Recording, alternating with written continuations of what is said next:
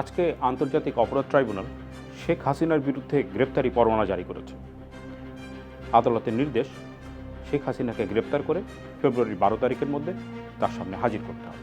বাংলাদেশ এর আগে শেখ হাসিনাকে চেয়ে একটা ছোট্ট নোট ভার্বাল পাঠিয়েছিল ইন্ডিয়ার কাছে, আর বাংলাদেশের সাথে ইন্ডিয়ার একটা প্রত্যর্পণ চুক্তিও আছে। কিন্তু শেখ হাসিনাকে চাইবা মাত্র কি ইন্ডিয়া তাকে ফেরত দিয়ে দিবে? আমাদের প্রত্যর্পণ চুক্তিতে এ ব্যাপারে আসলে কি বলা আছে, এ নিয়ে আজকে স্টার এক্সপ্লেইনস। প্রথমে তাহলে চুক্তিটা একটু খেয়াল করে দেখা যাক। এই প্রত্যর্পণ চুক্তিটা করা হয়েছিল 2013 সালে, পরে 16 সালে একবার অ্যামেন্ডমেন্ট করা হয়েছে।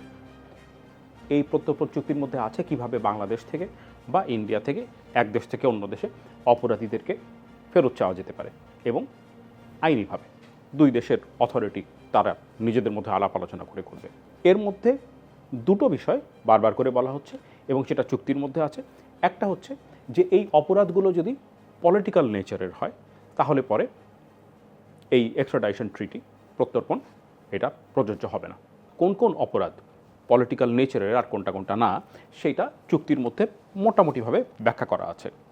এটার মধ্যে থাকবে না হচ্ছে যেগুলো, তার মধ্যে পড়ে মার্ডার, ম্যানস্লটার, কালপেবল হোমিসাইড,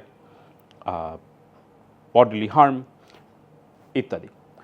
আলাদা করে মেনশন করা আছে একটা ক্লজে kidnapping, abduction, false imprisonment, unlawful detention. এখানে একটু মনে করিয়ে দিতে চাই, শেখ হাসিনার বিরুদ্ধে অভিযোগগুলোর একটা হচ্ছে গুম। যেই গুমের অভিযোগগুলো আসলে এই জুলাই আগস্টের সময়কার না, তার আগেকার। এই গুমের অভিযোগও তার বিরুদ্ধে আছে। তো গুমের সাথে এখানে যদিও এনফোর্স ডিসঅ্যাপিয়ারেন্স আলাদা করে বলা নেই, কিন্তু মোটামুটিভাবে একই রকম একটা বিষয় হতে পারে। এটা কেন গুরুত্বপূর্ণ সেটা একটু পরে বলছি। আরেকটি বিষয় নিয়ে বলা হয় যেটার জন্যে নাকচ করা যেতে পারে কোনো একজনের প্রত্যর্পণের অনুরোধ, সেটা হচ্ছে যে যদি বোঝানো যেতে পারে বা কনভিন্সিংলি দেখানো যায় যে চুক্তিতে যেটা বলছে সেটা হচ্ছে the accusation against him not having been made in good faith in the interests of justice. এক্ষেত্রে শেখ হাসিনা অথবা তার কৌশলী যদি ভারত সরকারকে বোঝাতে পারে যে আমার বিরুদ্ধে যে মামলা সেটাতে আসলে সরল বিশ্বাসে বা ন্যায় প্রতিষ্ঠার স্বার্থে করা হচ্ছে না, এখানে আমি ন্যায় বিচার পাবো না, সেক্ষেত্রে ভারত না করতে পারে। এই দুটো বিষয়। আর অন্যদিকে কোন কোন জিনিসগুলো দিয়ে বা কোন কোন নথি এবং তথ্য দিয়ে আমি প্রত্যর্পণ করার জন্য অনুরোধ জানাতে পারি সেটারও একটা বিশদ ব্যাখ্যা আছে।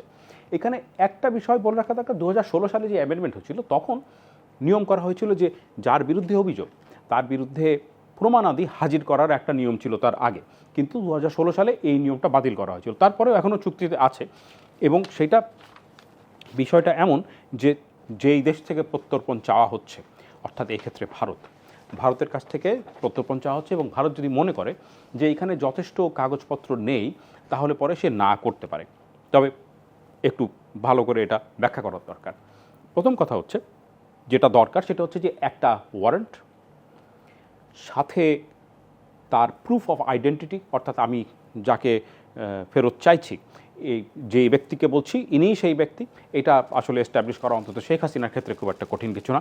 চুক্তিতে যেটা বলা আছে যে must also be accompanied by a warrant of arrest issued by a judge, magistrate or other competent authority in the authority of the requesting state, and by such evidence as, according to the law of the requested state, would justify his committal for trial if the offence had been committed in the territory of the requested state, including evidence that the person requested is the person to whom the warrant of arrest refers. এখন মোট কথা হচ্ছে যে আমি যে ভারতের কাছ থেকে চাইছি, আমার এটা বোঝাতে হবে যে তোমার দেশে বসে, অর্থাৎ ভারতেও যদি শেখ হাসিনা ওই অপরাধ করতেন সেটাও একটা বিচারের আওতায় আসতো, সেটাও একটা শাস্তিযোগ্য অপরাধ হতো। সেটা বোঝানোর মতো যথেষ্ট জিনিসপত্র তাকে দেখাতে হবে। অর্থাৎ এই যে এনফোর্স ডিসঅ্যাপিয়ারেন্স, যেটা কিছুদিন আগে একটা আইন করে আন্তর্জাতিক অপরাধ ট্রাইব্যুনালের যে কয়টা অপরাধ তার মধ্যে ঢোকানো হয়েছে, এই এনফোর্স বা গুম, এনফোর্স ডিসঅ্যাপিয়ারেন্স যে অ্যাবডাকশন অথবা কিডন্যাপিং সেটার মতোই একটা অপরাধ বা তার থেকে গুরুতর অপরাধ, সেটা বোঝানোর জন্য এর আগের বারে বলছিলাম যে পরে আসছি, এইখানে ওই বিষয়টা বোঝাতে হবে যে তোমার দেশেও যদি এই অপরাধটা হতো তাহলে পরে সে শাস্তি তার পেতে হতো। সাধারণত এই ধরনের প্রত্যর্পণের ক্ষেত্রে শুরু হয় একটা ডিপ্লোম্যাটিক চ্যানেলের মধ্যে দিয়ে। এখানে বলাই আছে ডিপ্লোম্যাটিক চ্যানেলের মধ্যে দিয়ে এক দেশ আরেক দেশের কাছে অপরাধী ফেরত চাইবে।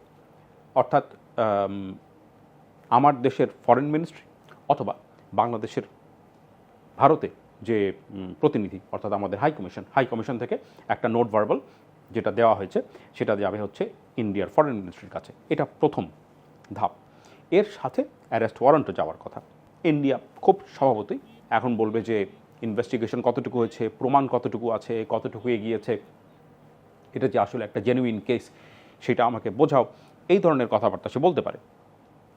কারণ এই আর্টিকেলের একেবারে শেষ ধাপে যেটা আছে সেটা হচ্ছে if the requested state considers that the evidence produced or information supplied for the purposes of this treaty is not sufficient in order to enable a decision to be taken as to the request, additional evidence or information shall be submitted within such time as the requested state shall require.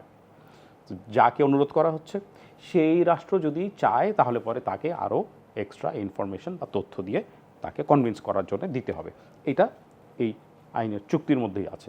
এর মধ্যে বাংলাদেশ প্রথমে একেবারে একটা red notice জারি করার জন্য অনুরোধ করেছিল ইন্টারপোর্টকে। রেড নোটিশটা একটা ফর্ম্যালিটির মতো। তারপর একটা নোট ভার্বাল পাঠিয়েছে ফরেন মিনিস্ট্রির স্পোক্সপারসন রণধীর জয়সওয়াল। উনি বলেছেন যে হ্যাঁ আমরা পেয়েছি। তার কিছুদিন পরে উনি বলেছেন যে না, এর সাথে আমাদের এখন আর যোগ করার মতো কিছু নেই। এবং এই বিষয়ে ভারতে অন্তত বেশ আলাপ আলোচনা হচ্ছে যে, এবং এক রকমের ধারণা পাওয়া যায় যে না, আমরা এত সহজে দিতে চাই না, আমরা শেখ হাসিনাকে দেব না। আর এখানে এই আজকে একটা ওয়ারেন্ট ইস্যু হলো। এখন পুরো জিনিসটার ক্ষেত্রে আসলে কি দাঁড়াবে সেটা একটা স্পেকুলেশনের বিষয়। এইটা কোনো কোনো ক্ষেত্রে অনেক সময় অনেকে মনে করেন যে এইটা আসলে একটা প্রসিডিওরাল ব্যাপার, এইটা এক্ষুনি যে আমাদের দরকার হাসিনাকে বা শেখ হাসিনাকে ফেরত নিয়ে এসে ওনাকে বিচারের আওতায় আনার জন্য আনতেই হবে, এমন কথা নেই। এরকম অনেকে বলেন। অনেকে মনে করেন যে তাকে আনার জন্য অনেক চাপ দেওয়া দরকার।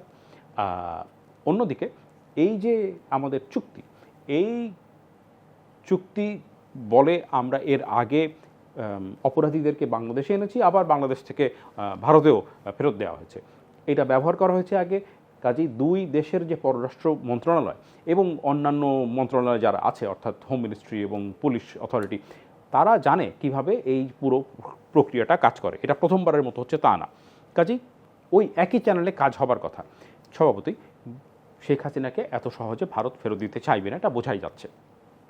সেজন্যে আমাদের প্রত্যর্পণ চুক্তিতে এমনিতেই যথেষ্ট ক্লজ আছে যেগুলো কাজে লাগিয়ে ভারত ঢিলেঢালাভাবে আগাতে পারে, অনেক দিন ঝুলিয়ে রাখতে পারে।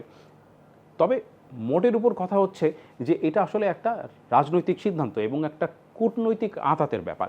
অর্থাৎ মানে কূটনৈতিক সিদ্ধান্তের ব্যাপার যে আমি একটা দেশের সাথে সম্পর্ক কতটুকু ভালো রাখতে চাই, আর অন্যদিকে আমি আমার একজন অত্যন্ত পুরনো এবং লয়াল বন্ধু তাকে আমি কতটুকু প্রোটেকশন দেব।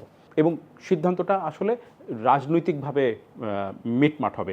এটা আইনিভাবে বা আইনি মারপ্যাচের খেলা একেবারেই হবে না।